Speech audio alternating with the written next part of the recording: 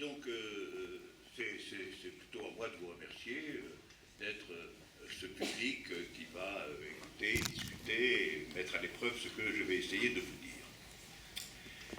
Alors, l'expression « changer le monde ». En réalité, l'expression « changer le monde » au sens qu'on lui donne aujourd'hui, le plus communément, c'est une expression dont l'histoire remonte en gros au XIXe siècle et peut-être plus spécifiquement à la Révolution française. On peut dire que même s'il y a eu avant des prophètes, même s'il y a eu des annonces, même s'il y a eu des messianismes concernant le fait que le monde allait finir ou que le monde allait changer, l'idée proprement historique, matérielle, politique, de la nécessité ou de la non-nécessité d'un changement du monde date d'une période historique, somme toute assez courte, de 3 siècles à peu près, ce qui à l'échelle de l'histoire humaine qui a plusieurs millénaires n'est pas une longue séquence, et une séquence agitée, et souvent agitée justement autour et à partir de ce que peut signifier changer le monde, des idéaux que ça représente et surtout des moyens que ça met en œuvre. Alors, pour préciser la chose au départ, il faut d'abord se demander qu'est-ce qu'on entend dans cette formule par monde. Parce que monde, après tout, est un concept équivoque. Quand on dit changer le monde, il est clair qu'on n'est pas en train de dire qu'on va changer l'univers, c'est-à-dire qu'on va changer le monde en tant que configuration cosmologique, physique, etc. Et on n'est pas non plus réellement en train de dire qu'on va changer son monde intérieur, subjectif, personnel, même si, après tout, des révolutions dans l'existence personnelle, ça peut exister aussi, comme vous le savez. La principale étant très souvent dans la modalité de la rencontre amoureuse qui peut bouleverser la vie et changer le monde personnel. Mais quand on dit changer le monde dans son sens usuel, on entend en réalité un changement assez déterminé qui est le changement de la configuration collective elle-même. Le changement de la configuration collective, c'est-à-dire le changement des figures à la fois de nécessité et de liberté qui, entrecroisées, définissent la modalité de fonctionnement de l'ensemble social considéré. Autrement dit, le monde, là, c'est, si vous voulez, au sens large, le monde historique, quelquefois même l'histoire de l'humanité tout entière, saisie comme un monde périodisé, traité dans ses séquences, mais en tout cas c'est toujours des lois et des principes qui règlent la vie de la collectivité qu'il s'agit d'en changer le monde. Donc ça c'est le premier point, on entendra pour l'essentiel changer le monde dans ce sens-là. C'est-à-dire changer le monde, c'est un énoncé qui peut être un énoncé économique, social, politique, culturel éventuellement, mais qui de toute façon concerne simultanément le devenir matériel, pratique et aussi le devenir spirituel, idéologique et culturel de l'humanité dans son ensemble ou d'un ensemble spécifié et particulier de cette histoire universelle. Alors, je le dis parce que, du coup, changer le monde a été l'introduction dans la vie des groupes de principes qui avaient tendance à excéder le groupe. C'est-à-dire, ça, changer le monde précisément, cela nommait quelque chose qui n'était pas réductible à ma famille, mon groupe, ni même ma nation, ma cité, etc. C'était quelque chose qui, en tant qu'on prenait le mot le plus vaste possible, le monde, convoquait nécessairement des principes et des valeurs qui avaient tendance à excéder d'une certaine façon la situation particulière du groupe où on discutait de comment changer le monde. Des exemples de cela surgissent assez tôt parce que je suis par exemple frappé, je le mentionne souvent, de la définition de la citoyenneté française dans la Constitution révolutionnaire de 1793. Dans cette Constitution extraordinaire qui n'a jamais été appliquée en vérité, et qui reste, à mon avis, la plus belle de nos constitutions, hein. La constitution qui n'a pas eu lieu, si je puis dire. Évidemment, c'est plus facile de réussir quand ça n'a pas lieu, hein, il faut connaître. Et cette constitution de 1793 spécifie, par exemple, que, au fond, que quiconque commet ou pratique une action représentable dans une valeur universelle peut être considéré comme un citoyen français. Et la citoyenneté française sera, par exemple, accordée à quiconque adopte un orphelin délaissé et se charge de lui-même. Eh bien, celui-là, par le seul fait qu'il a réalisé cet acte à signification universelle, au fond, cet acte bon d'un point de vue universel, pas simplement d'un point de vue national français, eh bien, on l'accueillera dans la communauté française, de sorte que la Constitution de 1793 définit d'une certaine manière la citoyenneté bien au-delà de la nationalité. Et je pense que de ce point de vue-là, la Constitution de 93 peut être dite une tentative de changer le monde, et pas simplement de changer le cours de l'histoire politique française. Alors, ce point-là va être un point en discussion tout au long de l'histoire de que signifie changer le monde. Est-ce que signifie changer le monde? Ça veut dire changer un ensemble clos, déterminé, auquel on accorde le mot monde, mais de façon en réalité métaphorique et analogique, mais en réalité à la fin des fins, ça sera changer la situation nationale, changer la situation d'un groupe particulier, changer l'Europe, tout ce que vous voulez, ou bien est-ce qu'on entend quelque chose de plus profond qui est changer le système réel des valeurs et des propositions d'un ensemble déterminé, de telle sorte qu'il s'universalise en un certain sens. Alors c'est ça, c'est changer le monde, c'est la mise en discussion dans le champ politique de la valeur et de la portée de l'universalité dans ce champ-là. Alors, évidemment, ça entre tout de suite en conflit avec d'autres notions actives de façon nécessaire dans le champ social et politique, en particulier toutes les notions que l'on peut dire identitaires. Alors, les identités, vous savez, ça peut être l'identité nationale, qui a joué un rôle extraordinairement important pendant toute l'histoire du XIXe siècle. Ça peut être l'identité de groupes plus restreints, ça peut être l'identité de classe, ça peut être aussi des représentations culturelles, etc. Il y a quantité de niveaux de définition possibles de ce que c'est qu'une identité. Et en réalité, dans l'expression « changer le monde », prise dans son sens le plus radical, même si radicalisation est devenu un substantif infâme, n'est-ce pas? Dans le sens le plus radical, changer le monde, ça implique toujours un mouvement qui excède la représentation identitaire limitée. Sinon, en un certain sens, l'emploi du mot « monde » est un peu une usurpation. Et si vous dites « je vais changer le monde », mais qu'en réalité votre objectif est de modifier les lois internes d'un groupe fermé, quel que soit ce groupe fermé, vous identifiez ce groupe fermé au monde. Et en réalité, identifier un groupe fermé au monde, c'est le ressort constant des oppressions les plus graves. Si vous examinez la politique esclavagiste dans l'Antiquité, le monde politique est en effet défini par les citoyens libres. Les esclaves n'en font pas partie. Donc quand vous parlez du monde politique grec, et à l'intérieur de ce monde politique grec lui-même, vous parlez en réalité d'un ensemble fermé, défini par négation de son extérieur esclavagiste.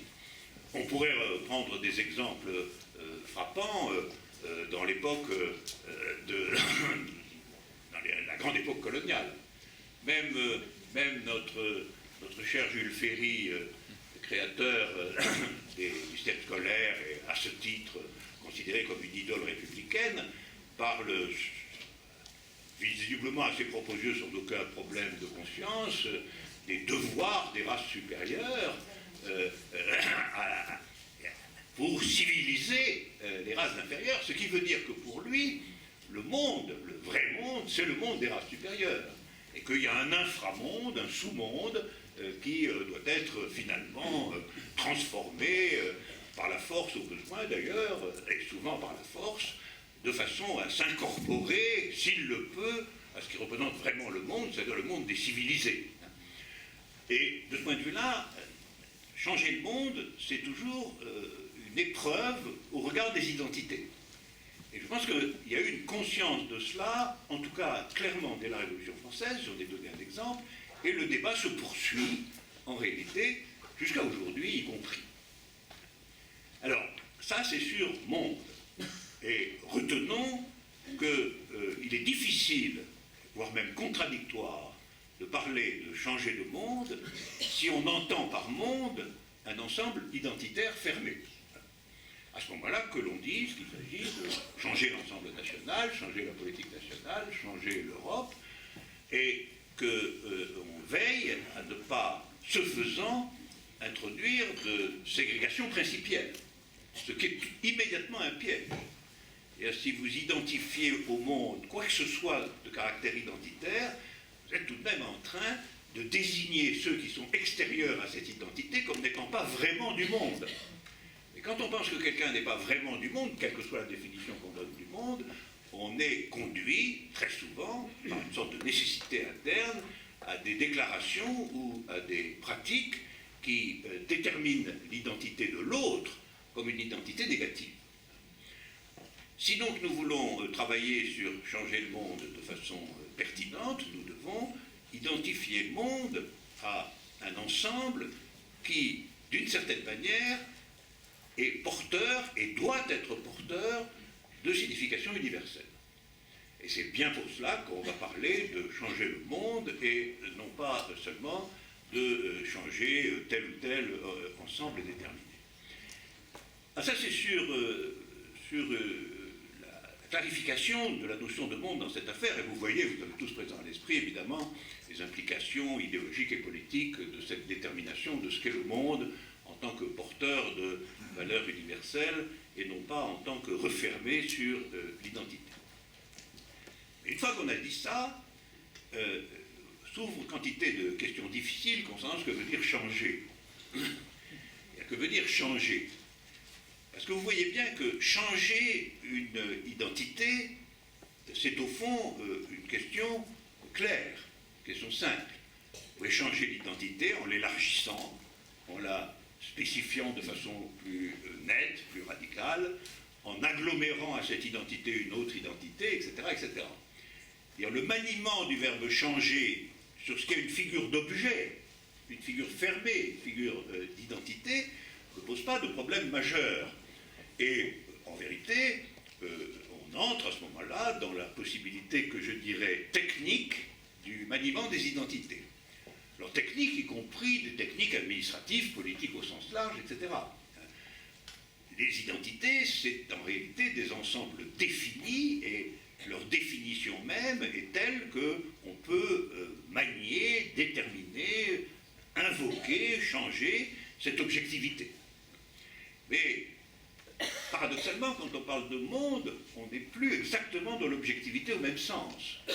Puisque du moment que vous admettez que quelque chose de ce monde touche à l'universel, vous n'avez pas de détermination fermée du monde comme tel. Au fond, on peut dire, changer le monde, c'est un problème parce que le concept de monde lui-même est un concept ouvert, et non pas un concept fermé. Voilà. Et c'est un concept qui est nécessairement en processus. C'est-à-dire le monde est toujours constitutivement, quel que soit le monde auquel vous référez, il est en devenir.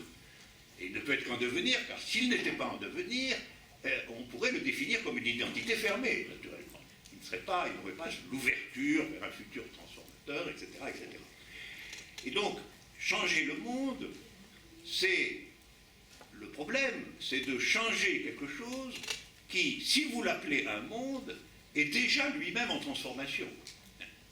Et donc, changer le monde, la difficulté, c'est que c'est toujours transformer quelque chose qui a sa propre loi de transformation.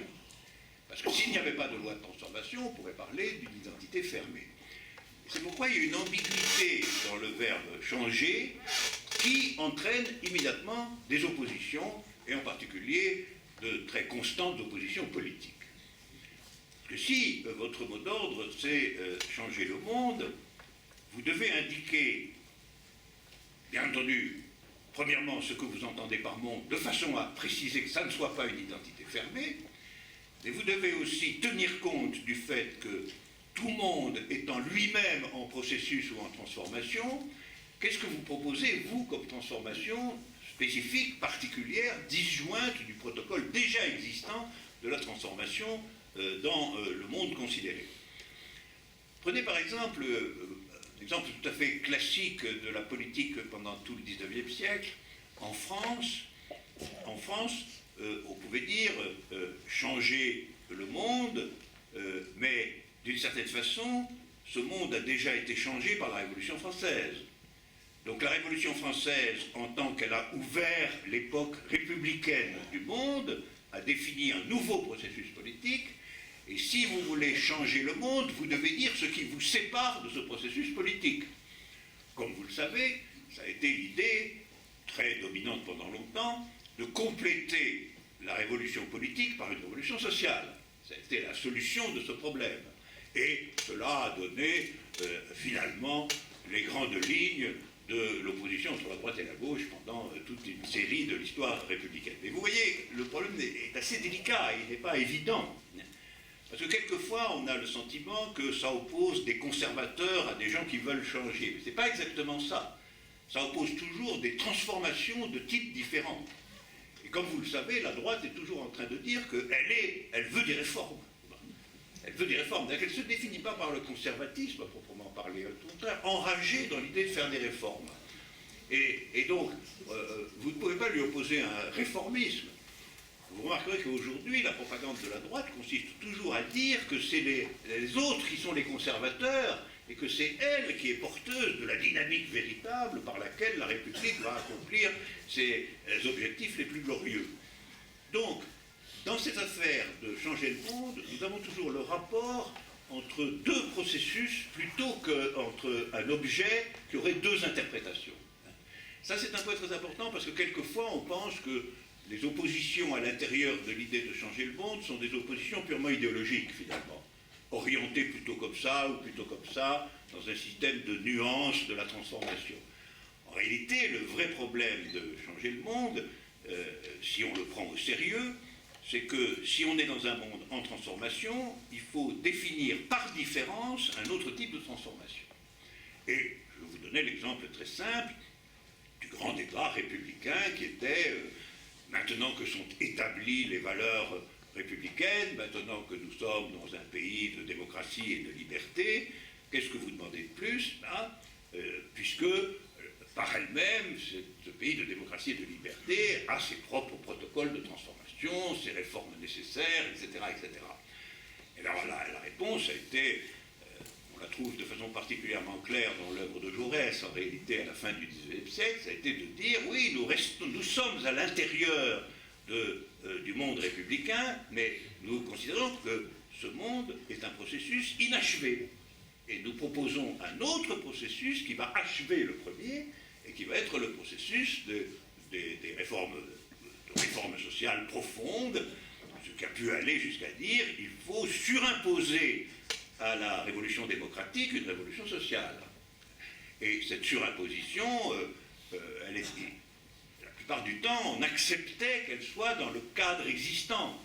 Donc c'était l'idée d'introduire une transformation de la transformation à l'intérieur de la transformation. Si vous voulez une formule un peu compliquée.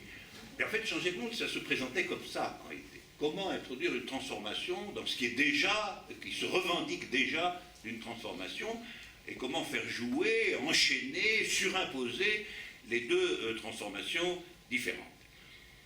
Ça peut être l'orientation et le débat sur changer le monde dans des conceptions qui admettent d'une certaine façon qu'une première transformation à valeur universelle a été engagée, dans le cas particulier qui me sert ici de guide par la Révolution française, en réalité, qui a en effet engagé un processus à valeur universelle en même temps qu'elle transformait le champ politique national, mais que, d'une certaine manière, on va travailler à partir de là.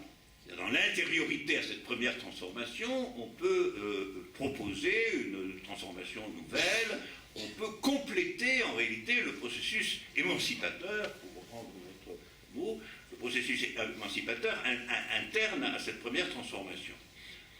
Et cela, ça donne un courant très stable, très continu, avec des variations de puissance, qui, en un certain sens, est encore largement aujourd'hui actif dans la politique ordinaire, sous la forme, en réalité, de la droite et de la gauche. Alors vous me direz, la droite et la gauche sont l'une et l'autre malades aujourd'hui. Ça, c'est un autre problème. On ne va pas discuter ce point ici, parce que ça ouvrirait un meeting, mais je le prends comme exemple. Effectivement, il se peut que nous soyons en train de sortir de cette longue séquence où la droite et la gauche ont en fait collaboré à l'intérieur d'un même processus républicain reconnu comme commun à se séparer sur l'idée des réformes elles-mêmes. La droite proposant les siennes propres, accomplir en réalité une espèce de révolution libérale à l'intérieur de la révolution démocrate, et les autres protestants qui font introduire une révolution sociale à l'intérieur de la révolution démocrate.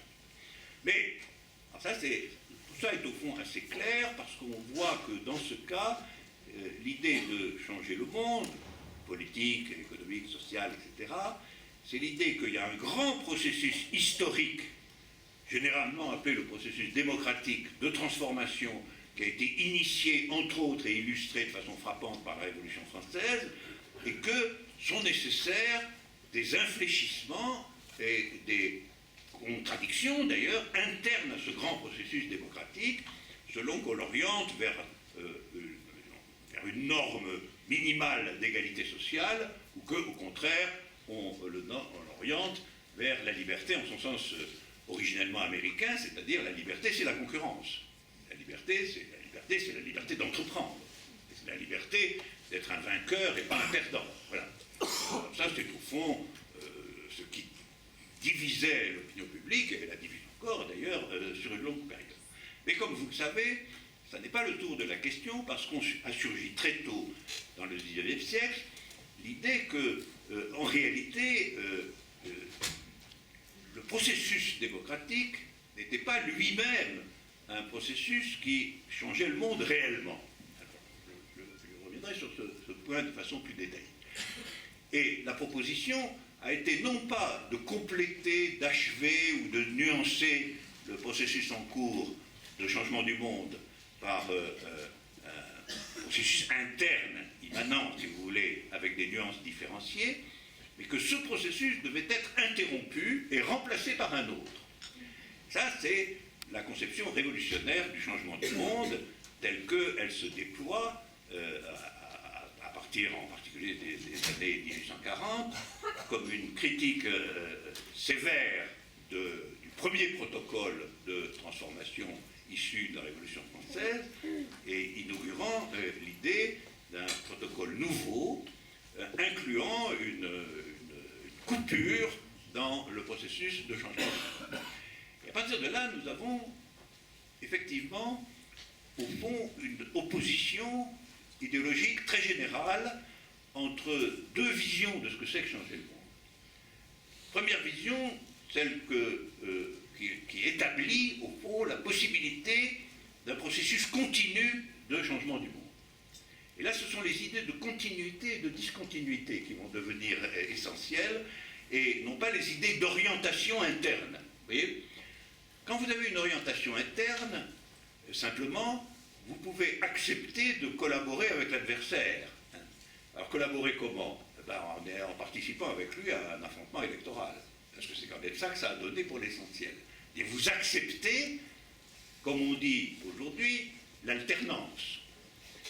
Et si vous acceptez l'alternance, ça veut dire que vous ne trouvez pas votre adversaire complètement mauvais. Parce que s'il était complètement mauvais, vous n'accepteriez pas l'alternance.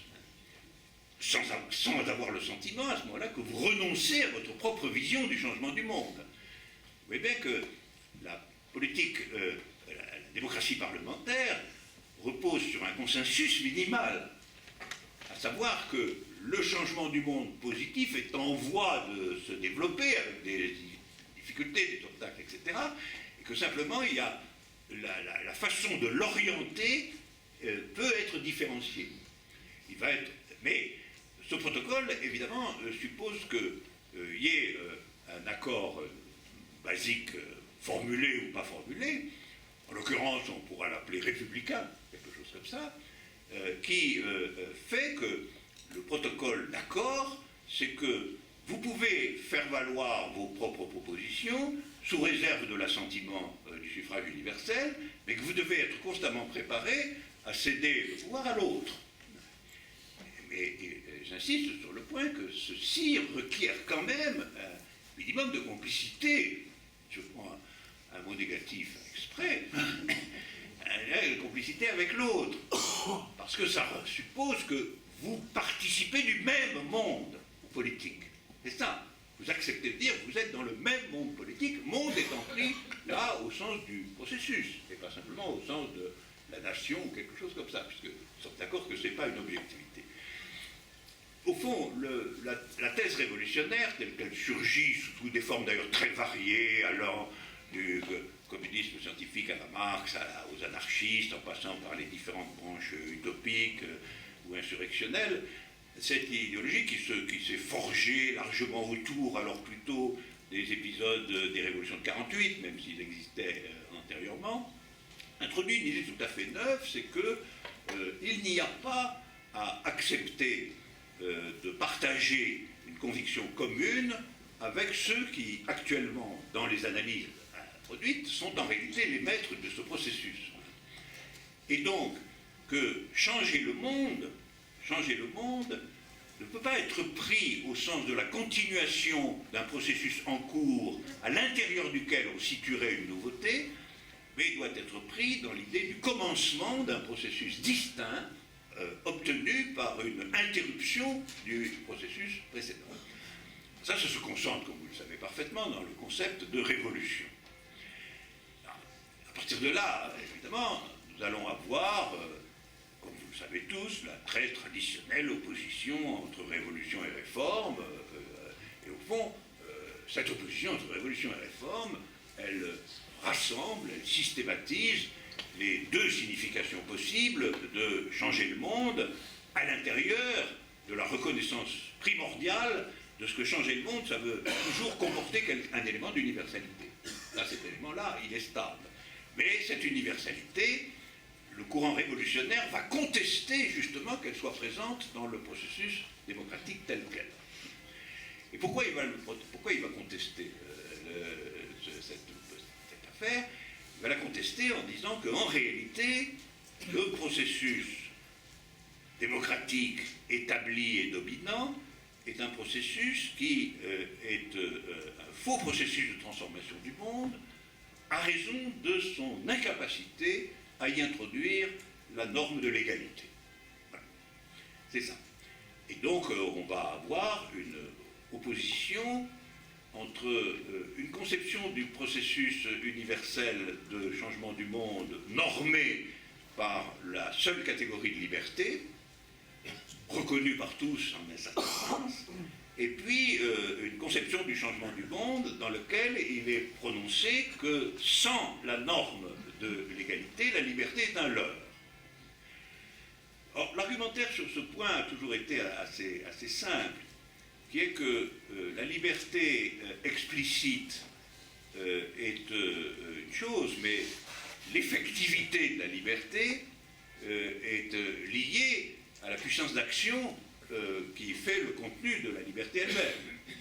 Et que s'il y a des gens dont les moyens d'atteindre les objectifs qu'ils se proposent sont infiniment supérieurs aux moyens dont disposent d'autres, on a une inégalité de la liberté elle-même. C'est-à-dire que la liberté en tant que processus effectif, matériel, n'est pas finalement la même si vous avez affaire à un milliardaire bien installé ou si vous avez affaire à un jeune de banlieue ouvrière cherchant un travail introuvable. On peut dire qu'ils sont formellement libres tous les deux, mais c'est en partie une usurpation de dire ça, parce que la liberté, d'un point de vue matérialiste, c'est la capacité à faire et à poursuivre les objectifs qui sont les vôtres. Or, poursuivre un objectif, c'est toujours dans un rapport dialectique aux moyens dont on dispose pour le faire, et s'il y a une inégalité structurelle des moyens dont disposent les gens, la liberté elle-même est corrompue. Donc ça n'est pas simplement l'opposition entre égalité et liberté. En réalité, la norme égalitaire est introduite de telle façon qu'elle permet d'apprécier la norme de la liberté qui accepte les inégalités comme une norme inférieure, comme une norme d'un concept subordonné et finalement secondaire de la liberté, sauf à dire que la liberté est une catégorie métaphysique. Je suis libre, voilà. Je suis libre quoi que je fasse. Et du point de vue de la question de changer le monde, donc d'un point de vue qui intègre comment est le monde, il est absolument clair que sans l'égalité, la liberté est différenciée à l'intérieur d'elle-même, dans ses potentialités et dans son activité. Alors, c'est de ce point de vue-là, les révolutionnaires, dans la tradition révolutionnaire, vont dire les réformes, au sens habituel, ne sont pas suffisantes si elles ne remettent pas en question le principe inégalitaire lui-même. Elles peuvent l'améliorer, elles peuvent le rendre moins brutal, elles peuvent éviter qu'il y ait des poches de pauvreté dramatique, etc. Tout ça est très bien, ça va définir la gauche, mais en vérité, à examiner les choses dans leur intensité propre, il ne s'agit pas de la même conception de changer le monde. Alors il y aurait une conception égalitaire radicale qui serait dans le fil de la conception révolutionnaire de changer le monde, et puis il y aurait une conception en quelque sorte conservatrice en un sens particulier, c'est-à-dire conservatrice d'un concept limité de la liberté, contrairement à ce qu'elle affirme. Parce qu'en vérité, très souvent, les libéraux se réclament plus de la liberté que n'importe qui d'autre. Mais, comme ça a été très tôt dit au XIXe siècle, c'est la liberté du renard dans le poulailler. Ah, bon, on n'a pas attendu aujourd'hui pour se faire une idée de ce qu'était cette liberté libérale, et sans un minimum d'égalité, cette liberté se manifeste en réalité dans la vie réelle du monde par des impuissances, des impossibilités, des drames considérables, et un concept, somme toute, d'évaluer de la liberté, puisque ce concept de la liberté est un concept entièrement subordonné à une concurrence acceptée. Alors ça, c'est très important. Est-ce que le moteur du changement du monde est la concurrence? C'est un grand débat qui est aussi un débat, au fond, sur ce qu'on pense de l'humanité en général, de sa capacité. La thèse libérale dans son ensemble, c'est que si on élimine la concurrence, l'inventivité va disparaître. C'est lié à une conception anthropologique qui est que le moteur de l'activité humaine est toujours son intérêt, ou un intérêt quelconque, une subjectivité intéressée, et qu'il n'y a pas de subjectivité désintéressée. Et donc, puisque c'est une subjectivité intéressée, elle va chercher son intérêt, et si son intérêt est en concurrence avec d'autres intérêts, elle va chercher à le faire prévaloir, et par conséquent, c'est quand même dans le struggle for life, c'est quand même dans la lutte pour la satisfaction de mes intérêts que se font, y compris les grandes inventions, les grandes transformations, etc. L'argument, c'est s'il y a égalité, tout le monde va s'asseoir dans son coin tranquille et s'occuper de ses affaires propres, et que le mouvement de l'humanité va être privé de moteur. Il n'y aura plus de moteur pour le mouvement de l'humanité. Alors, toutes ces questions gravitent autour de changer du monde, et en ce point-là, je voudrais revenir du point de vue de la pensée révolutionnaire naissante, ce qui a fini par constituer son champ principal, à savoir l'international.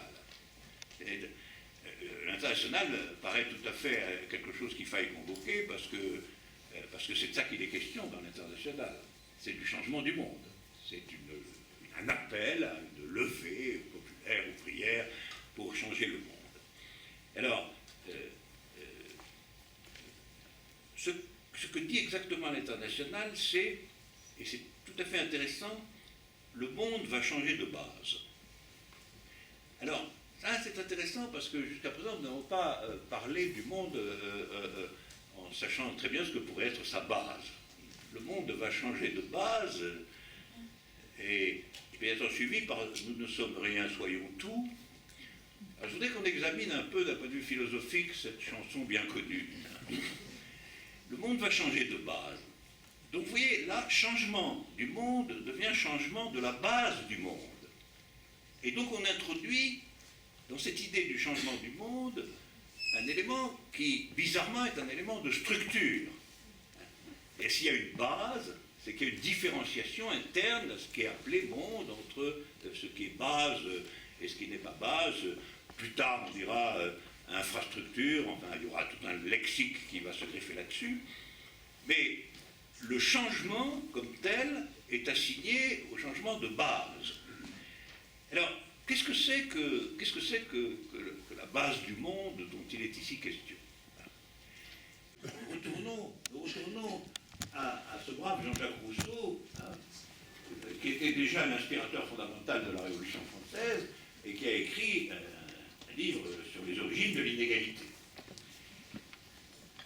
Et vous connaissez tous ce livre ouvre quand même la période d'une critique de toute société dans laquelle est reconnue une figure aberrante ou exagérée, nous allons voir ce que ça veut dire, de la propriété. Donc, voici apparaître dans la conception d'un changement du monde le motif de la propriété. Contrairement à ce qu'on dit quelquefois, il est absolument clairement établi dès Rousseau. C'est donc pas une idée marxiste d'origine. C'est une idée qu'on trouve chez la critique française. Bon, c'est-à-dire, Rousseau le dit clairement, le premier qui a enclos un champ et qui a dit « ceci est à moi », eh bien, finalement, il a été le corrupteur de l'humanité. Il a créé la civilisation, mais au détriment de l'humanité. Quelque chose comme ça. Donc il a engagé un processus qui peut-être a une valeur universelle, mais une valeur universelle primordialement corrompue. Et corrompue par quoi? Eh bien, par le fait que des ressources qui devraient être communes ne sont pas communes. Voilà. Que des ressources qui devraient être communes sont appropriées de façon singulière. Alors ça, c'est un point qui, si on le regarde de près, provoque un élargissement de perspective tout à fait considérable. Parce que si on pense que, finalement, la question du changement du monde, et le monde lui-même, est liée à l'histoire de la propriété, en général. À savoir que ce qui a rendu impossible que le changement du monde soit normé par une liberté véritable. Et que ce qui empêche que ça soit normé par une liberté véritable est l'inégalité, alors l'origine du changement du monde en tant que limité, finalement, et n'allant pas jusqu'au bout de l'émancipation, pour prendre ce mot, cette origine est lointaine. Elle n'est pas simplement contemporaine. Elle remonte à quand?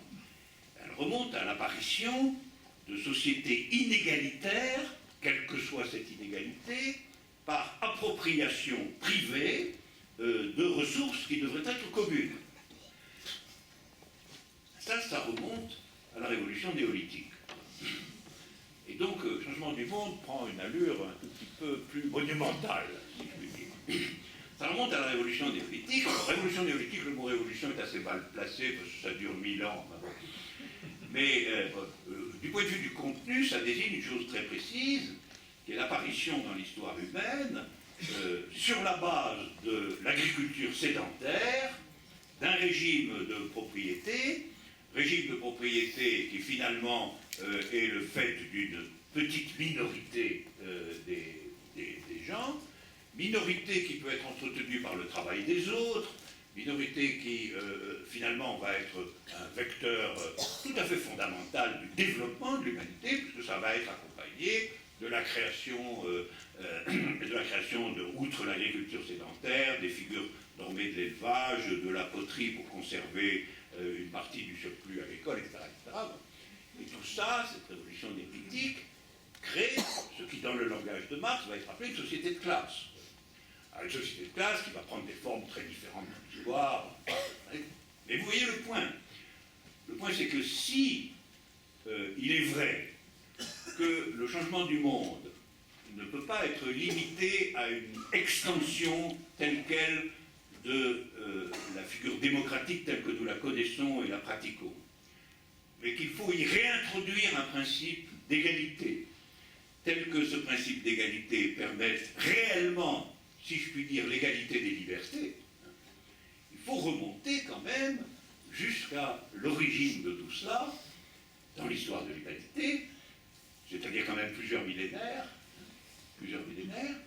au moment où s'est constituée cette figure du changement du monde, figure, si je puis dire, civilisée du changement du monde, dans la figure de l'apparition des données constitutives fondamentales que sont l'agriculture sédentaire, la possibilité d'un surplus alimentaire qui permet de nourrir les riches, et d'un État qui permet de les protéger. Voilà.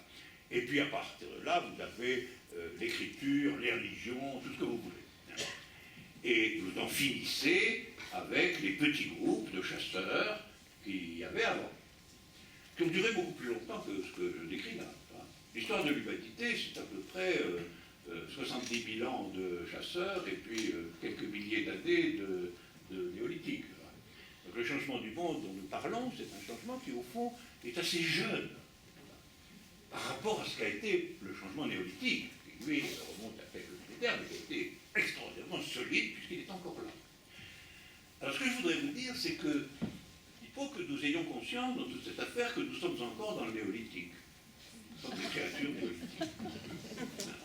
Oui, nous sommes des créatures néolithiques. Le néolithique, c'est pas des gens qui vivent avec des fausses bêtes dans des cavernes. Le néolithique, c'est quand même les gens qui ont construit les pyramides d'Égypte, l'art grec, les mathématiques, etc. Donc c'est notre monde. C'est notre monde, sauf qu'il n'y a pas la grande industrie. La grande industrie, elle est portée, elle a eu besoin de la science, elle a eu besoin de tout ça, elle est portée par la révolution néolithique, et elle en est, au fond, probablement le stade le plus achevé que nous connaissions. Donc le monde dans lequel nous sommes, c'est du néolithique perfectionné. Et alors ce néolithique perfectionné, quel peut être le principe de son changement? Voilà notre question, nous retournons à notre question. Alors, une partie de l'essor formidable qu'a donné le néolithique à l'humanité, qui en quelques siècles, et même quelques millénaires, ce qui n'est pas beaucoup, l'a amené là où elle en est, à savoir une population gigantesque, des moyens techniques énormes, etc. Cette révolution a été fondée de façon continue sur l'existence d'une oligarchie très restreinte. Alors j'insiste sur le fait qu'elle est très restreinte parce que oui, on se dit, oui, les pharaons, c'était très restreint, mais aujourd'hui, c'est encore plus restreint que jamais. Il faut quand même savoir que 264 personnes aujourd'hui possèdent l'équivalent de 3 milliards d'autres. Et qu'il faut avoir les moyens de cette concentration.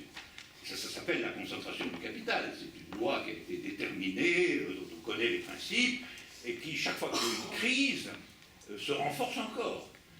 Parce que la crise de 2008, dont tout le monde a entendu parler, a provoqué une nouvelle séquence de concentration frénétique du capital. C'est bien que l'oligarchie planétaire se rétrécit encore aujourd'hui. Donc, les sociétés néolithiques, il y a une oligarchie, et nous l'avons. Il y a un monopole oligarchique de propriété des grands moyens de production et d'échange, nous l'avons absolument. Et il y a une tendance à la création d'ensembles mondiaux. Elle existe depuis longtemps. L'Empire romain, c'était déjà ça. C'était le monde occidental sous un seul pouvoir. Ça existe encore aujourd'hui plus que jamais, parce que le capitalisme est absolument mondialisé. Il n'y a plus aucune alternative à cette figure-là. Et puis, c'est tout le reste, après, c'est la science qui commence dès la Grèce, c'est les arts, c'est la civilisation au sens moderne du terme, et finalement, c'est la grande industrie, etc. Et donc, cet ensemble-là, qui est l'ensemble néolithique, il a quand même indubitablement comme clé l'appropriation privée de ce qui, en bonne logique, tout simplement, devrait être commun. Parce que ce dont tout le monde a besoin, il n'y a pas de raison que ça dépende de façon déterminée par les humeurs d'un certain nombre de propriétaires. On peut toujours soupçonner qu'ils vont fabriquer, produire, faire propagande, etc., pas du tout pour les produits qui sont les plus utiles au commun, mais pour les produits qui sont les plus utiles à leur tiroir pièce. Et on peut démontrer que c'est bien ce qui se passe. Et donc, changer le monde aujourd'hui, c'est le projet tout de même grandiose de sortir du néolithique. Je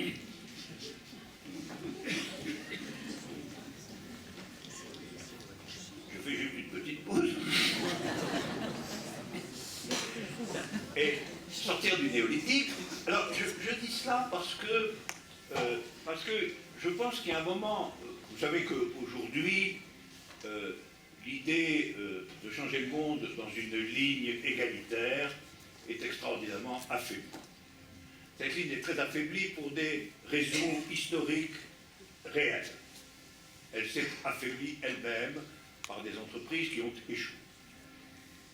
Nous n'allons pas discuter ici de cet échec, nous en reconnaissons l'existence, tout le monde, et nous savons qu'un échec dans les tentatives de changer le monde sont des échecs graves, quels qu'ils soient. L'échec des États communistes est un échec grave, mais il y a eu des échecs graves avant. Par exemple, l'écrasement dans le sang de la Commune de Paris a brisé le mouvement ouvrier français pendant des décennies. Donc c'est très mauvais d'échouer. Ça, je ne vais pas dire le contraire. Et cependant, vous comprenez bien que l'échelle d'existence de la chose, à savoir s'il s'agit vraiment de sortir du néolithique, quelques décennies d'expérimentation, c'est pas grand-chose. Donc il faut avoir quand même à l'esprit que c'est un échec limité. Le néolithique lui-même s'est installé vraiment en un grand nombre de siècles. Et on ne peut pas demander à ceux qui sont partisans de sortir du néolithique de réussir en 50 ans. Ça, ce n'est pas exact. Donc, il faut admettre qu'il y aura inévitablement toute une série de tentatives difficiles, d'échecs graves, de recul en arrière, de remontée sur la scène des libéraux, de nouvelles périodes d'accélération de la concentration du capital, etc. Tout ça va tisser notre histoire. Et dans cette histoire, je maintiens que de deux choses l'une, ou bien on continue dans le consensus sur le fait que l'inégalité est inévitable, parce que c'est ça le dogme principal aujourd'hui, parce que c'est elle qui permet l'exaltation concurrentielle de la nouveauté, voilà, on continue dans cette voie-là, ou bien alors et donc on abandonne l'idée de sortir du néolithique. Il y a un auteur, vous avez peut-être entendu parler, Fukuyama, qui pense que le capitalisme un peu démocratique, comme celui que nous connaissons, c'est la fin de l'histoire. Il ferait mieux dire que c'est la continuation indéfinie du néolithique. Ça c'est plus clair, parce que fin de l'histoire, ça veut dire fin du changement, mais si fin du changement, ça veut dire continuation de ce qu'il y a quand même. Alors lui, c'est une thèse, ça. On peut se résigner à ça.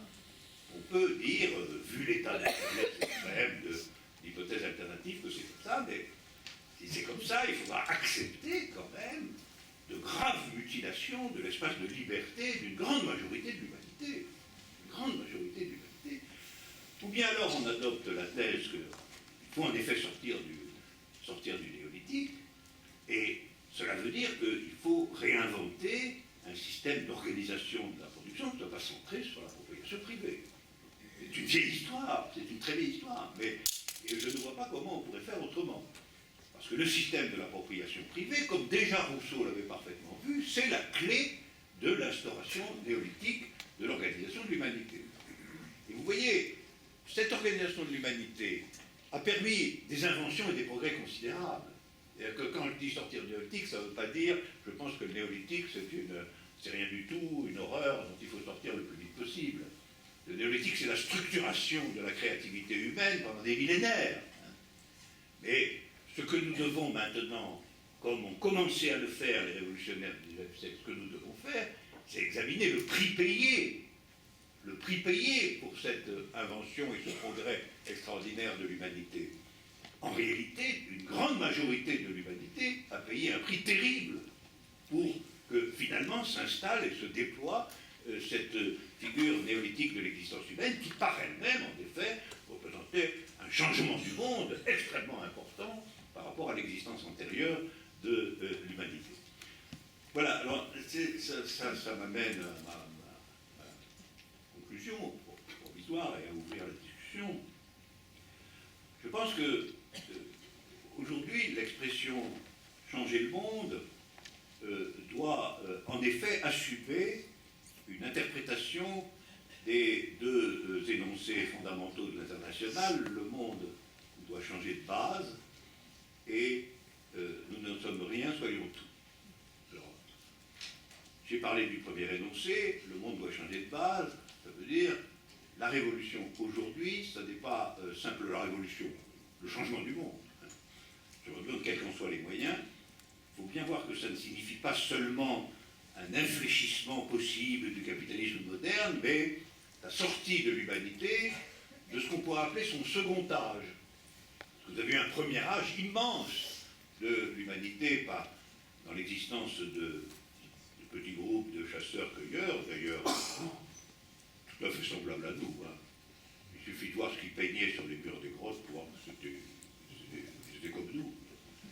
Mais ils ont vécu comme ça pendant des millénaires et des millénaires, et puis il y a eu, pour des raisons encore pas complètement éclaircies, il y a eu cette mutation néolithique qui est la seconde phase de l'existence de l'humanité.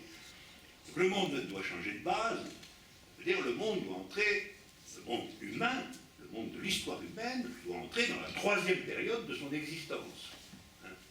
C'est ça l'ampleur de la question. Et que ceci requiert des inventions politiques extraordinaires, des expériences, des ratages, des nouveautés, etc., c'est à coup sûr nécessaire, et c'est probablement d'autant plus nécessaire que cette transformation du monde requiert davantage de la volonté humaine que n'en a demandé le passage au néolithique. Ça, c'est très probable.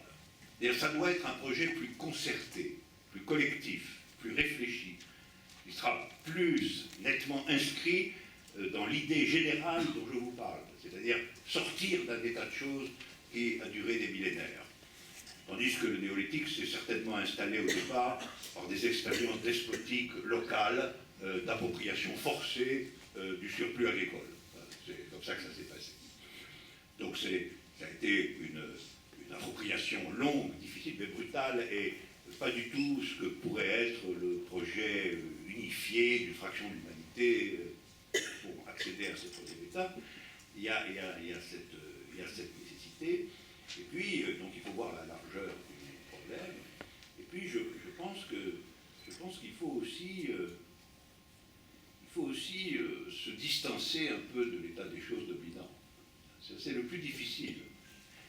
Le plus difficile, pourquoi? C'est le plus difficile parce que l'inégalité post-néolithique, l'inégalité contemporaine, est une inégalité qui n'a pas la même allure que les inégalités antérieures.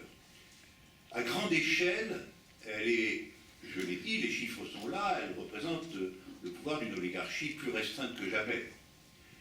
Mais elle est aussi une figure d'accroissement considérable de la productivité du travail qui permet quand même d'installer des zones de consommation de masse.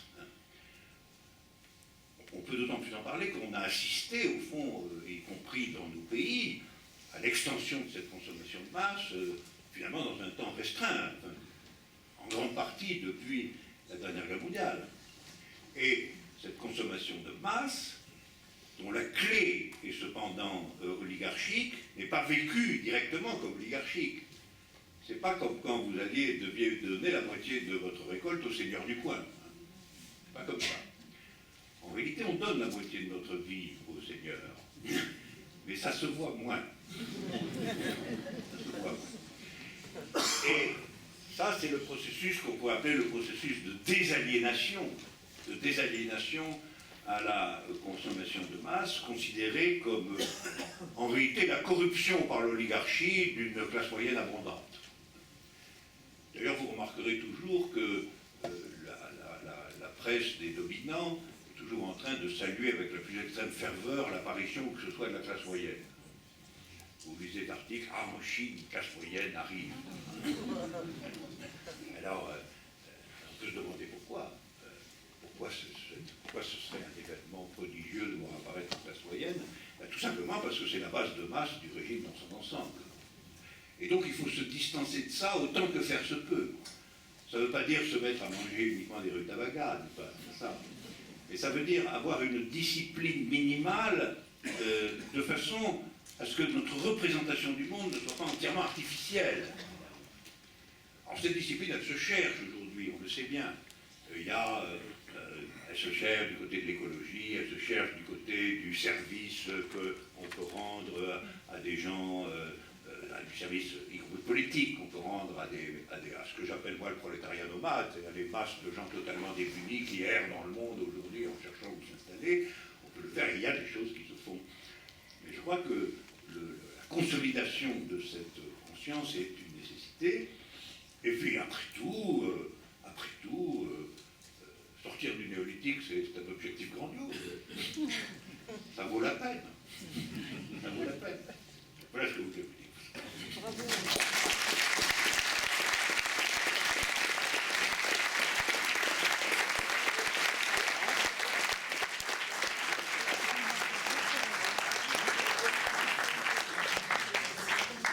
Merci Alain Badiou. Vous avez eu cette chance d'entendre de façon claire qu'est-ce que est une pensée révolutionnaire, ce que vous n'entendez quand même que très très rarement. Et moi, j'applaudirais parce que l'habitude des universités populaires, vous avez remarqué combien il a été pédagogique, il a expliqué ça clairement comme j'aurais été incapable de l'expliquer. C'est vraiment magnifique pour ça. Alors, on a une demi-heure parce qu'on s'est dit que pour que Alain Badiou puisse signer ses livres, parler avec vous, etc., il faut qu'il ait un petit temps. Et vous savez qu'ici, l'heure c'est l'heure, c'est-à-dire qu'on nous vide dès 19h. Donc, il faut sortir du néolithique avant 7 heures. Donc, je suis sûr que vous avez des tas de choses à dire. Ce que je vous propose, c'est qu'on vous envoie le moyen de le faire tout de suite. Et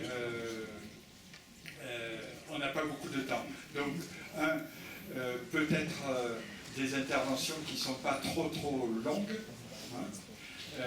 Et en sachant que dans une demi-heure, on s'arrête. On n'a pas de micro. S'il est là-bas, il faut appuyer sur le bouton rouge.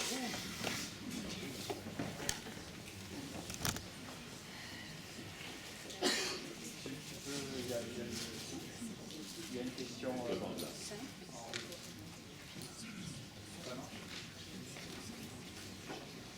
Pendant que le micro arrive, je vous signale juste qu'il y a une double page aujourd'hui dans la Marseillaise sur Alain Badiou, les pages 2 et 3. Voilà. La Marseillaise qui était un des partenaires de ce cycle, j'ai oublié de le dire, avec le Ravi, qui sont tous les temps en difficulté. Or, s'il n'y a plus la Marseillaise, il n'y aura plus grand-chose dans la presse régionale qui soit indépendante, comme on dit encore. Voilà. Donc, cette double page est très très intéressante, parce qu'il y a eu un débat sur médias et démocratie donc, dans la salle des rotatifs du journal La Marseillaise avant-hier soir, avant le vélo théâtre hier. Voilà. Changer le monde en sortant du néolithique, mais est-ce que ce changement va advenir par une volonté des hommes de changer ce monde, ou est-ce que ce changement va se faire indépendamment? C'est une question, puisque on a dit changer le monde, mais on n'a pas dit comment le faire, et est-ce que ça va nous échapper? Et ce changement, c'est un changement malgré nous. Oui, j'en ai dit un mot trop bref, tout à fait à la fin. Je pense qu'il est de la nature, précisément, du changement en question, de pouvoir résulter que d'un effort commun. C'est-à-dire, je ne crois pas qu'il y ait de loi de l'histoire, surplombant l'histoire, et qui domine et rend nécessaire la sortie du néolithique. Et je ne crois pas, bien que bien des analyses aient tenté de le dire. Même Marx lui-même semblait assez convaincu que l'histoire allait vers son propre débordement révolutionnaire à cause des contradictions internes qui étaient les siennes. Ce que nous constatons aujourd'hui, c'est qu'il avait surestimé l'impact de ces contradictions internes. Ça, je le crois tout à fait, c'est-à-dire que la capacité du capitalisme contemporain à se résorber, se réorganiser de crise en crise et de guerre mondiale en guerre mondiale, en vérité aussi, est devenue tout à fait patente et ne laisse pas entrevoir vraiment une possibilité strictement objective qui ferait que nous pourrions attendre dans le néolithique que la sortie soit ouverte. Et donc je pense qu'il faut quand même créer une conscience sur ce point, comme ça a toujours été le cas, et elle existe de toute façon à l'état plus ou moins dispersé, plus ou moins embryonnaire. Ça veut dire quoi, créer une conscience, ça veut dire en tout cas ne pas céder, même inconsciemment, si je puis dire, à ce qu'est aujourd'hui la propagande dominante, la propagande néolithique dominante, c'est-à-dire la propagande du capitalisme planétaire. Cette propagande n'est plus que le capitalisme est une chose excellente. Parce qu'on sait trop bien que tout de même, deux guerres mondiales terrifiantes, des désordres aujourd'hui encore partout, des crises économiques répétées, la propagande quotidienne aujourd'hui, c'est d'affirmer que rien d'autre n'est possible. C'est une autre propagande, ça n'est pas la même. Ça n'est pas la même. La conviction sournoise que, bien sûr, ça serait mieux que ça soit autrement, mais ça n'est pas possible. Et donc, ça n'est pas la propagande massive, si vous l'écoutez bien, vous verrez qu'elle admet un espace considérable de critique. Ça ne la trouble pas beaucoup. Les gens qui dénoncent les erreurs du capitalisme, il y en a beaucoup. Et finalement, on les laisse faire, et même on peut les subventionner s'il le faut. Ce n'est pas le problème. Ce n'est pas le problème parce que tant que cette critique n'est que critique, ce que d'ailleurs Marx critiquait déjà sous le nom de critique critique, tant que la critique n'est qu'une critique critique, c'est-à-dire qu'elle n'est pas supportée par une affirmation novatrice, par une représentation positive du monde vers lequel on veut s'orienter, elle est aujourd'hui inopérante. C'est ce que je crois.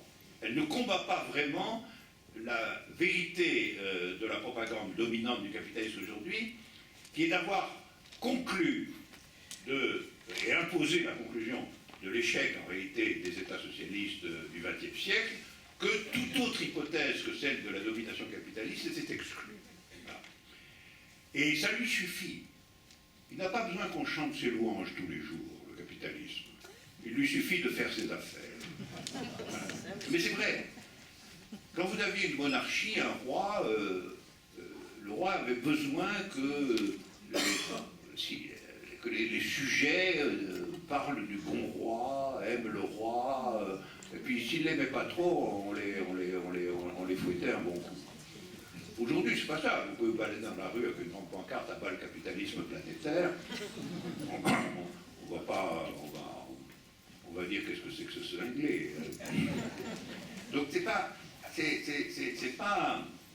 le cœur de l'affaire. Et ça, je pense que c'est vraiment la crispation néolithique. Le cœur de l'affaire, c'est de dire, oui, tant que vous voulez, mais il n'y a que ça qui marche. Il n'y a que ça qui marche. Voyez l'URSS, voyez la Chine, voyez Cuba, voyez tout ce que vous voulez. Ils se sont enfoncés dans des difficultés économiques énormes et en plus, ils ont été obligés de mettre en place des régimes policiers insupportables, etc. Et donc, ça prouve bien que ça marche. Moi, ce que je dis, je terminerai quand même pour ne pas parler tout le temps, ce que j'ai dit sur ce point, c'est que ce n'est pas parce que la solution tentée d'un problème a complètement échoué que le problème disparaît. Ça, c'est ce que je soutiens. Autrement dit, on a un échec, avec d'ailleurs aussi, si on regarde de près, des choses intéressantes. Et laissons cette discussion dans le détail de côté. On a un échec de à peu près une soixantaine d'années de tentatives communistes. D'accord. Faisons le bilan de cet échec. Examinons pourquoi. Discutons-en. Acceptons la critique. Enfin, est-ce que ça fait disparaître le problème qui nous est posé par notre maintenance dans un néolithique sauvage régenté par une poignée de milliardaires? Non. Le problème subsiste. Si quelqu'un propose à un problème scientifique une solution fausse, les scientifiques vont dire la solution est fausse. Ils ne vont pas dire que le problème disparaît. Alors pourquoi serions-nous contraints de dire que pour nous c'est un problème, c'est réellement un problème. Nous souhaitons, nous désirons la sortie du néolithique et donc des formes de communisme, parce que communiste ça signifie simplement et fondamentalement la réappropriation commune de ce qui est commun, c'est ça que ça veut dire, c'est ça que ça a toujours voulu dire, et que le néolithique, c'est l'appropriation privée de ce qui est commun. Ça, rien. Et toutes les oppressions qui s'ensuivent. C'est l'appropriation privée de ce qui est commun, il faut qu'elle se défende par de solides appareils militaires et policiers. Donc si nous disons ça, c'est un problème, et c'est à nous qu'il revient de critiquer les fausses solutions, de montrer la racine des erreurs, et non pas à l'adversaire qui, lui, évidemment, se jette là-dessus pour sa propagande, et de reformuler les choses autrement, de décider d'autres chemins. Donc, pour répondre complètement à votre question, oui, en effet, je pense que ça relève de la détermination collective et de la constitution d'une nouvelle opinion, et de nouvelles organisations, et de nouveaux mouvements, et tout ce qui va avec. Et deuxièmement, le problème étant clairement disposé pour tout le monde, l'échec futile, terrible, d'un certain nombre de solutions proposées ne supprime pas le problème. Des questions? Là-bas.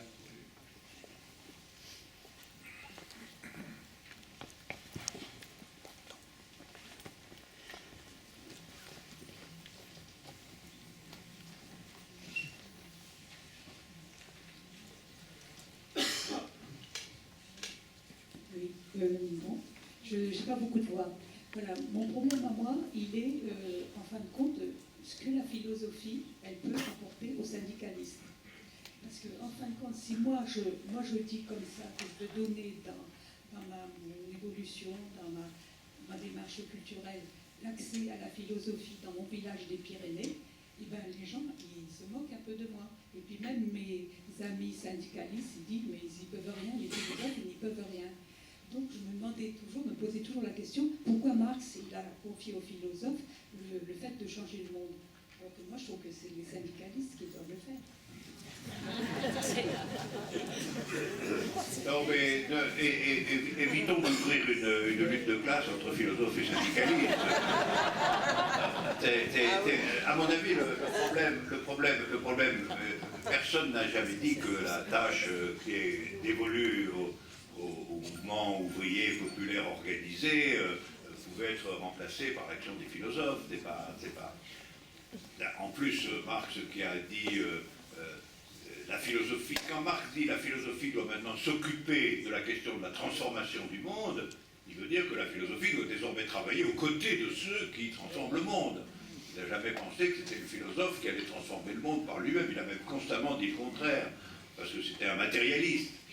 Et il voulait dire, il faut que les philosophes maintenant soient du côté, de façon consciente, du côté en effet de la sortie de l'idéolétique, du côté de l'action organisée de ceux qui veulent changer le monde et qui en ont les moyens collectifs, qui en organisent les moyens collectifs, c'est ça que ça voulait dire. Ça a été plus tard repris par Gramsci sous la figure de ce qu'il a appelé l'intellectuel organique, c'est-à-dire l'intellectuel qui est interne au mouvement populaire, ouvrier, etc. Et donc, bien sûr, à la fin des fins, ce qui sera décisif, c'est les capacités d'action collective, d'organisation, etc. Et le philosophe, lui, au fond, le philosophe, sa tâche propre, c'est de rappeler que tout ça, que c'est dans tout ça que réside aujourd'hui la capacité à ce que la transformation du monde ait une valeur universelle. C'est ça. C'est ça qu'il pointe, c'est ça qui l'intéresse, c'est ça qui est sa tâche particulière. Et c'est d'ailleurs ce que Marx a fait. Hein. Parce que, vous dire, le Capital de Marx, c'est pas non plus un livre de tourpeau pour les syndicalistes, ni d'ailleurs pour personne. Et donc, en fait, l'action collective que requiert le monde contemporain, y compris avec sa complexité productive, sa tentation consumériste, etc., demande une vaste alliance entre des détachements d'intellectuels, les masses populaires, les ouvriers, et sans compter les gigantesques prolétariats nomades des pays pauvres et de ces dizaines et centaines de millions de gens complètement démunis. Là est la ressource. Là est la ressource, ça peut être ailleurs. Question?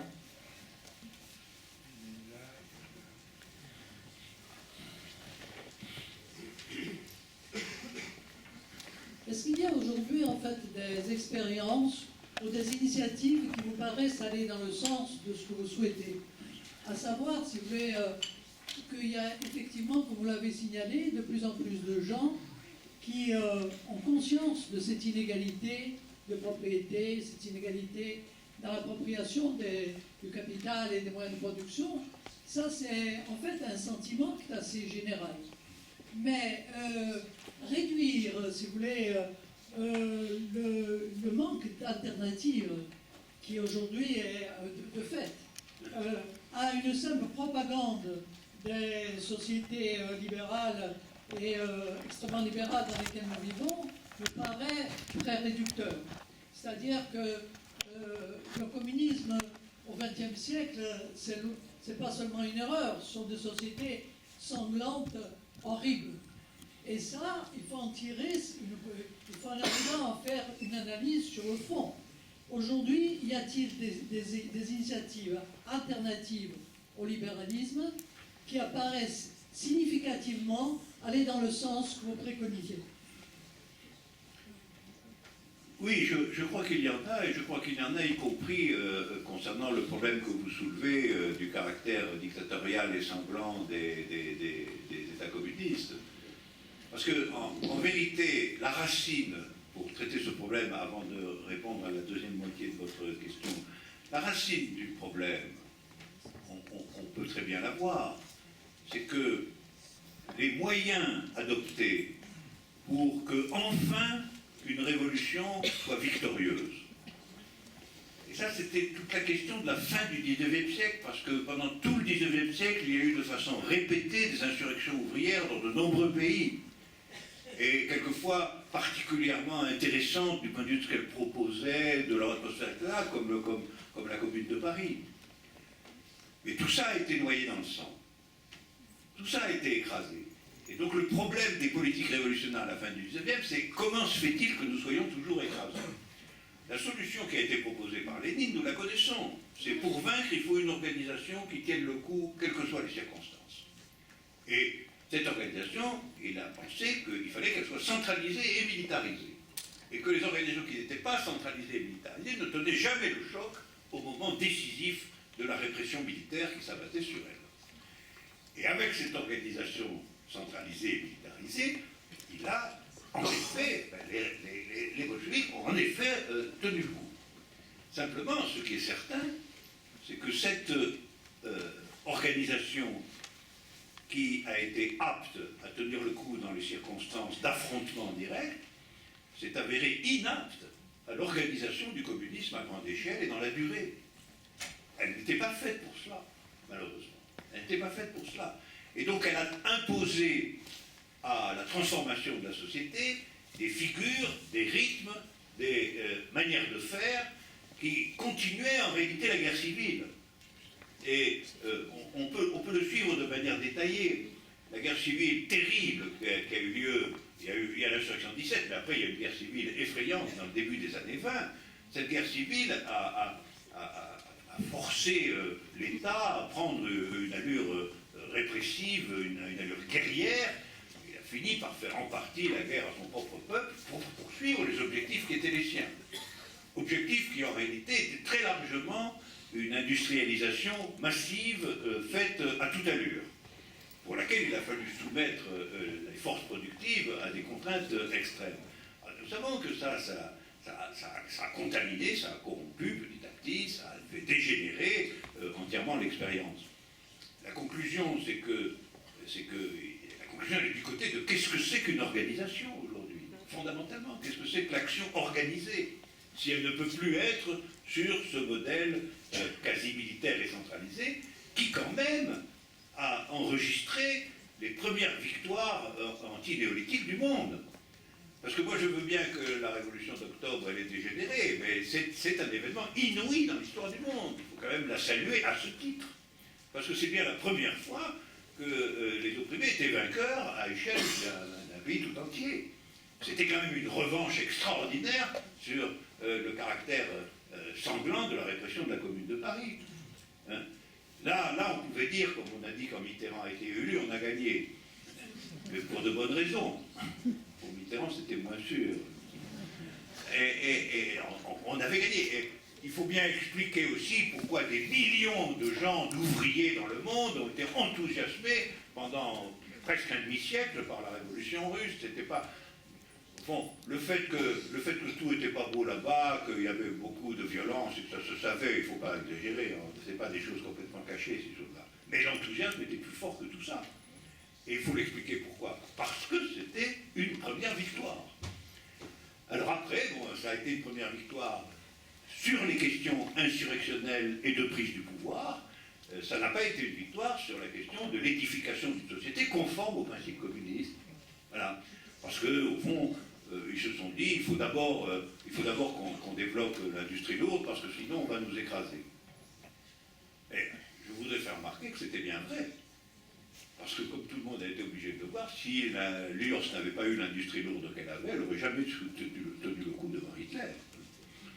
Donc, ils voyaient le monde qui les encerclait, ils pensaient qu'on allait leur tomber dessus un jour, et ils se sont dit, continuons comme avant.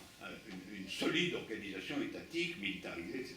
Tout ça est une histoire que nous devons avoir présentée à l'esprit, nous devons tirer les leçons, nous, à savoir qu'est-ce que c'est qu'une organisation du processus politique capable de remporter des victoires sans ensuite payer un prix énorme à la victoire elle-même. Parce que c'est ça.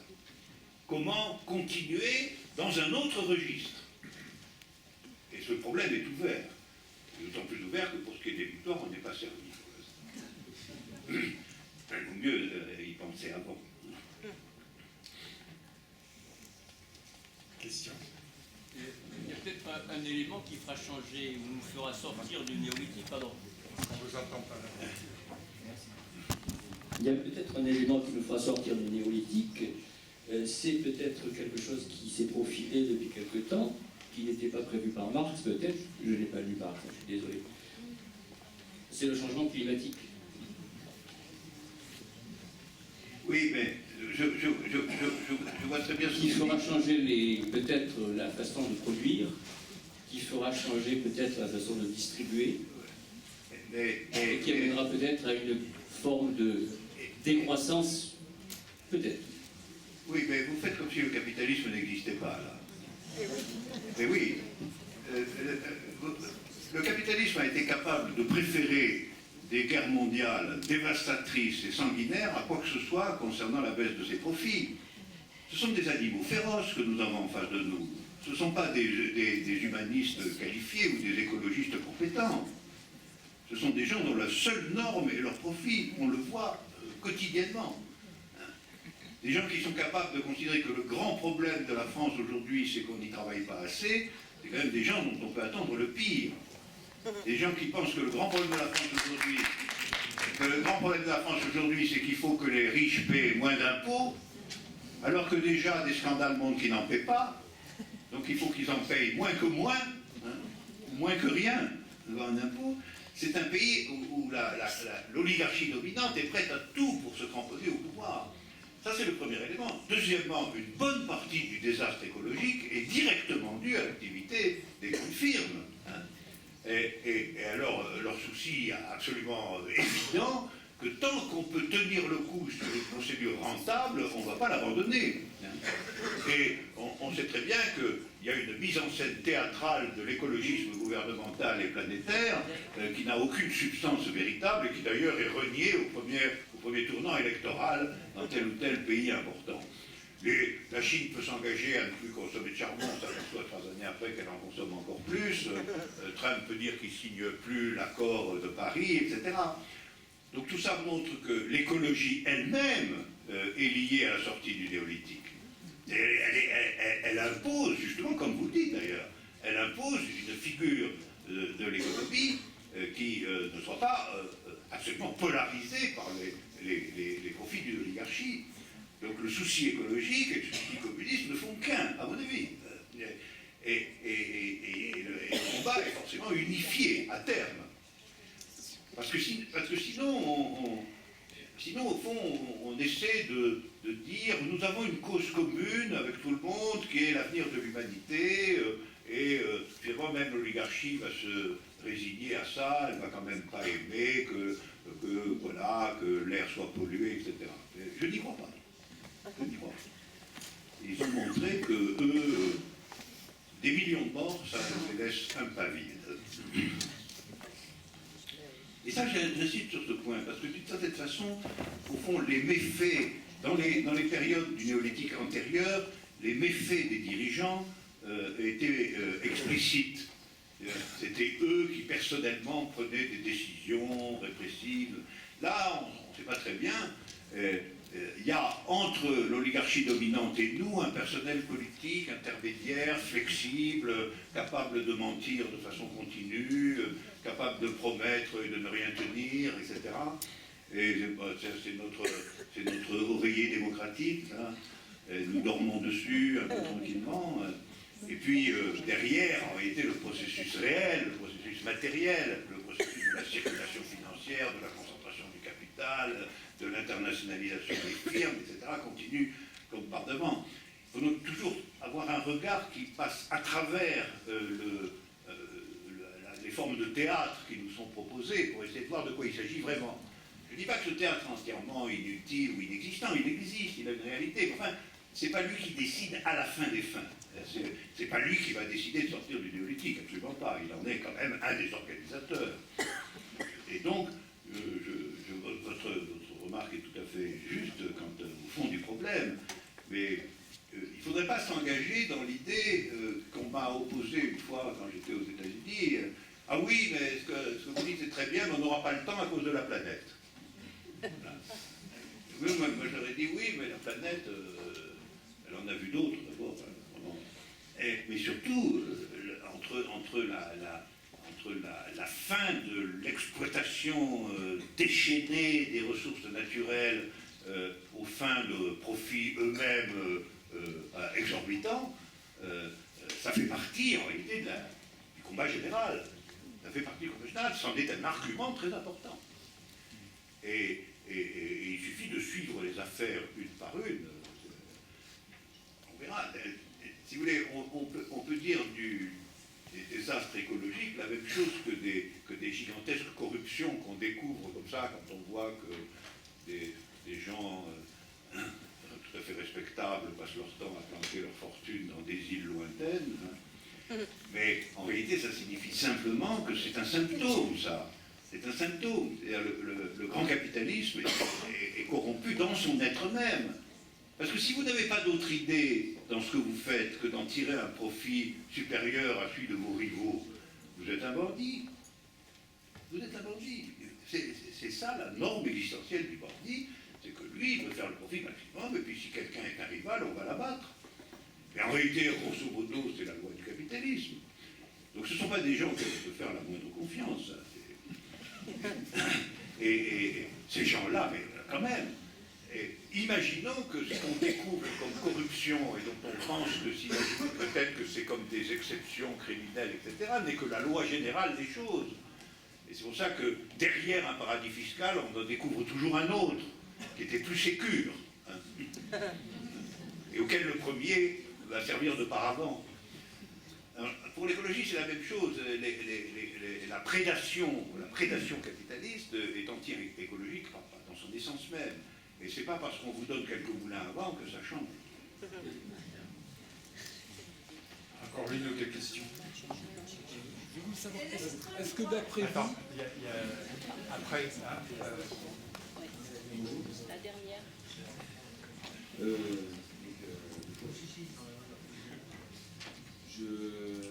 Je vous ai entendu dernièrement donc parler, quand c'est le bilan du XXe siècle de l'histoire de l'Est, Quand on a l'histoire du bloc de l'Est, il y a eu beaucoup d'horreurs, et puis en même temps, vous parliez des 4 piliers du communisme, et ça va, c'est très bien. Et donc, alors dernièrement, moi j'ai une fille de 14 ans qui est venue me voir et qui avait un devoir à rendre pour l'école, où on lui demandait de mettre en miroir, parce qu'en fait, pour sortir du néolithique, on va y envoyer nos enfants en fait, hein, donc on va les former un peu. Et qui me parlait elle avait un devoir à rendre sur une mise en parallèle entre les horreurs commises par le bloc de l'Est et puis les horreurs par l'Allemagne nazie. C'est un classique, d'accord, voilà. Donc, alors, si vous aviez des éléments de réponse, parce que... Non, mais c'est vrai qu'effectivement, le travail de déchiffrage, pour le côté du bloc de l'Est, entre les piliers, tout ça, d'accord. Pour trouver quelque chose de vertueux, voilà, c'est un peu ma question. Je ne sais pas si vous voyez un peu ce que je veux dire. Est-ce qu'il existe dans ce combat-là qu'ils ont mené quelque chose de... Ou alors, est-ce qu'on peut faire ce travail de déchiffrage dans d'autres horreurs qu'on trouve à la surface de la Terre? Non, mais moi je pense que il faut remonter à la racine des choses. Le caractère dictatorial et sanglant du régime stalinien, qu'on le veuille ou non, est enraciné dans la tentative antérieure, marquée par la révolution d'octobre, de sortie, d'émancipation, etc. Et on a maintenu vivantes les principes et les normes pendant tout un temps. Tandis que Hitler, on sait très bien ce que c'est. Hitler, c'est on revient au début de ce que je dis. Hitler, c'est l'exaltation d'une identité au détriment de toutes les autres. Hitler, c'est réellement le caractère criminel de l'identité à l'état pur. C'est quelqu'un qui dit, mon identité, je dois la défendre à tout prix, bon, arien, allemand, etc. Elle a un ennemi constitutif, les juifs, je supprime les juifs, voilà, par tous les moyens. Donc ça n'a rien à voir. Ça n'a rien à voir, sauf des violences. Et dans l'histoire de l'humanité, on est bien obligé, malheureusement, de dire qu'on ne peut pas avoir comme exclusive lunette la question des violences. Ce n'est pas vrai. Ce n'est pas parce qu'il y a des violences que les choses sont identiques. C'est comme quand vous prenez une guerre coloniale. Il y a de grandes violences des deux côtés. Et cependant, vous êtes obligé, d'une certaine manière, de considérer que ce n'est pas pour autant que les deux camps sont équivalents. Et ça, c'est quand même la même chose au niveau mondial. Personne ne songe à nier, ni même à justifier d'aucune façon les crimes de Staline. Mais quant à dire que c'est identique aux crimes de nazis et de les renvoyer dos à dos au profit, en définitive, des crimes impérialistes, c'est une méthode absolument illicite et irrationnelle. En plus, je voudrais rappeler quand même que pour l'instant, Staline il est mort en 1953, du dernier siècle, mais depuis cette époque, le plus grand tueur de l'histoire mondiale, c'est l'armée américaine. C'est l'armée américaine, et c'est de ça que nous sommes les contemporains tout de même. Alors, on ne va pas nous rappeler indéfiniment qu'il y a eu Staline et Hitler. Il faut aussi que nous prenions contact avec ce qu'il y a aujourd'hui. Et qui aujourd'hui envoie partout dans le monde ces assassins professionnels, c'est quand même les États-Unis, je regrette. Et si on veut compter les morts, on les comptera. On les comptera. Ça ne me fait pas peur. Ça ne me fait pas peur. Et je verrai que le nombre de morts dans la Russie était considérable, etc. Mais si c'est une querelle sur le nombre des morts, assumons-la pour de vous, sur la table. Voilà, une dernière question. Après, vous pourrez venir parler avec... Une question très courte. Est-ce qu'on pourrait penser, ce qu'on peut dire que ce qui s'est passé en 1968, ça va dans le sens de cette sortie du néolithique? Je dirais oui sur plusieurs points. Je dirais oui sur plusieurs points. À mon avis, le cœur de 68, ça a été le caractère simultané d'un grand mouvement populaire étudiant et d'un grand mouvement ouvrier. Les deux se sont côtoyés et ça, c'est une des composantes fondamentales de l'idée communiste, parce qu'une idée fondamentale du communisme, il faut quand même en rappeler de temps en temps les principes. Si on n'en connaît pas les principes, on ne peut pas se défendre quand on dit portez sur votre dos l'affreux Staline. Un des principes fondamentaux du communisme, c'était de tenter de mettre fin à une organisation du travail divisée et hiérarchisée. Ce n'était pas simplement la propriété, c'était aussi une réforme profonde de la vision du travail. Marx parlait du devenir de l'humanité sous la forme de ce qu'il appelait un travailleur polymorphe, c'est-à-dire quelqu'un qui travaillait en dehors d'une division systématique entre travail intellectuel et travail manuel, travail de direction et travail d'exécution, etc. Donc c'était fait partie de la sortie du néolithique aussi l'idée qu'il n'y a pas de raison majeure pour que le travail reste divisé et hiérarchisé. Il doit normalement pouvoir s'être réorganisé sur une base horizontale tout aussi efficace. symbole de ça, pas une réalité profonde et durable. Il y a eu une espèce de symbole, il y a eu des échanges, et on a pu voir que d'une certaine façon, autour d'un certain nombre de valeurs communes, quelque chose se passait qui concernait les masses ouvrières françaises et toute une partie du mouvement de la jeunesse. Et symboliquement, c'était en effet important, et c'était post-néolithique, mais provisoire. Voilà, c'est pas fini d'une certaine manière, c'est-à-dire que Alain Badiou va signer ses livres